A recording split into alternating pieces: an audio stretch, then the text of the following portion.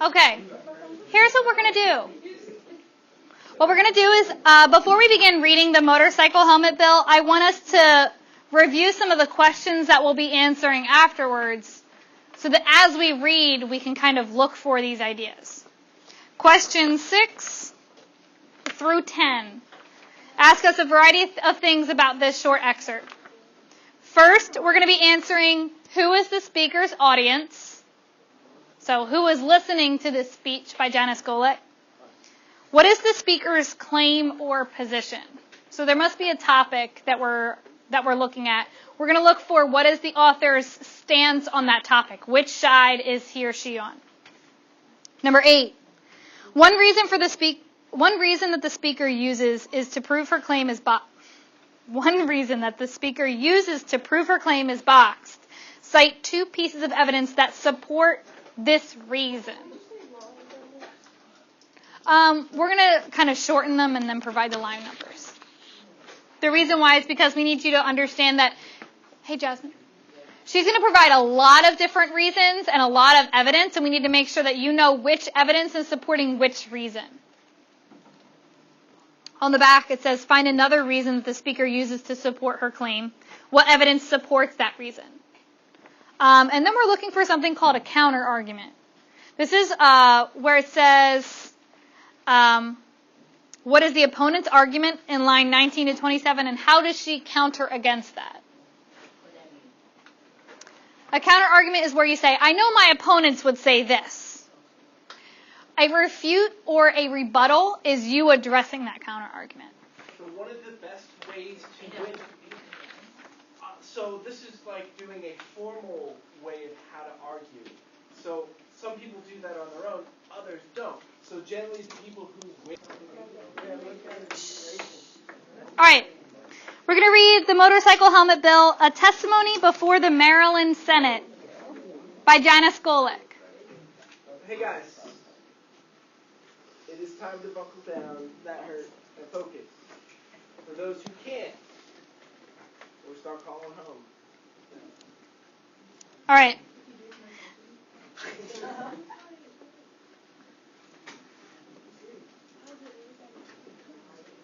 Okay. Please follow along with me. You have to look at the words, okay? Jasmine?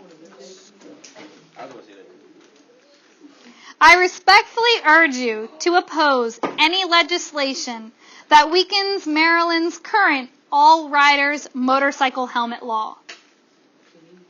Motorcycle helmets help save lives and reduce critical head injuries, and laws requiring helmet use have dramatic life-saving effect. This has been proven in Maryland and every other state where all riders are required to wear helmets. In such states, death rates from head injuries are half what they are among cyclists in states with no helmet laws, or laws which only apply to minors. Where helmet laws have been enacted, then repealed, death rates for motorcyclists rise in the absence of a helmet law. This is hardly a fluke. The General Accounting Office, a nonpartisan research agency of the United States government, reviewed 46 studies of motorcycle helmets and helmet laws, and reported that every study comparing... Hold off a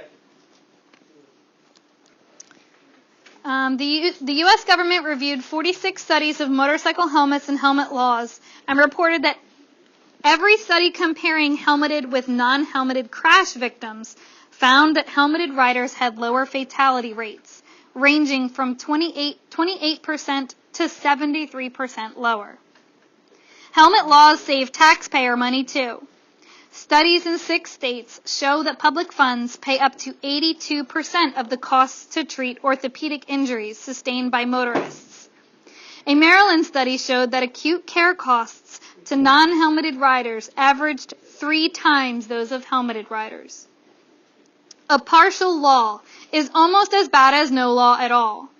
Statistically speaking, there is negligible difference in death and injury rates between states with no helmet law and states with partial laws. Because partial helmet laws are difficult for police to enforce, Helmet use rates for all riders remain low in states with restricted helmet laws. Helmet law opponents love to talk about motorcyclists' right to decide whether or not they wear helmets, but some rights are not worth having. To weaken Maryland's helmet law is to condemn 28 or more Maryland motorcyclists to death. That's a right no one should have. So after reading this argument, what we're going to do is we're going to pretend like Janice Golick is creating an organized, kind of like a C-set, that is structured and based on her claim, her reasons, and her evidence. So what we'll do is we'll have everyone at every group grab a whiteboard, or every other person. So 2 people for every group. Grab a whiteboard and a marker, and then go back to your seats.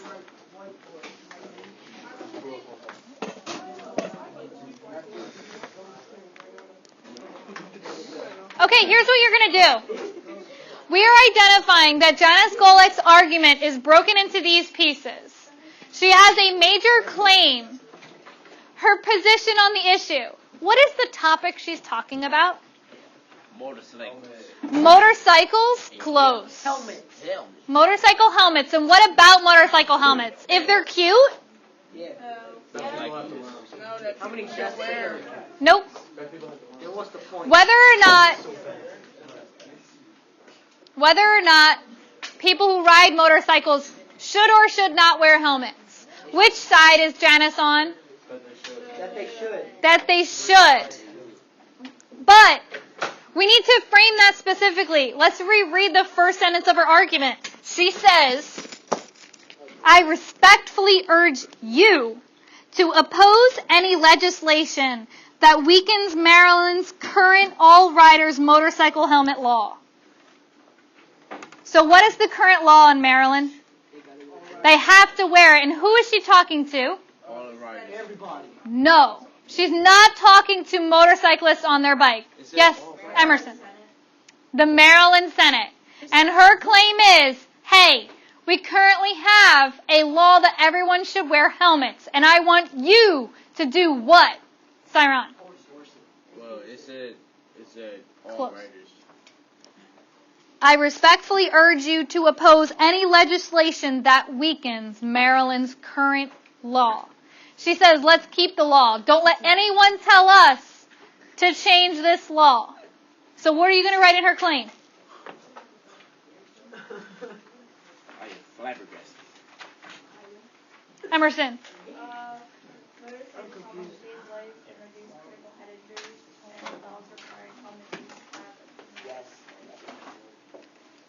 That's evidence.